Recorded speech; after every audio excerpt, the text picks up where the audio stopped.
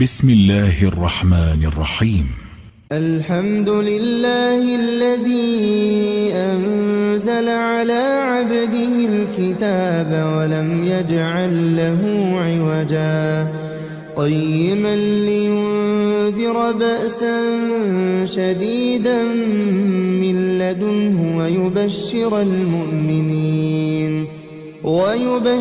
المؤمنين الذين يعملون الصالحات أن لهم أجرا حسنا ماكثين فيه أبدا وينذر الذين قالوا اتخذ الله ولدا ما لهم به من علم ولا لآبائهم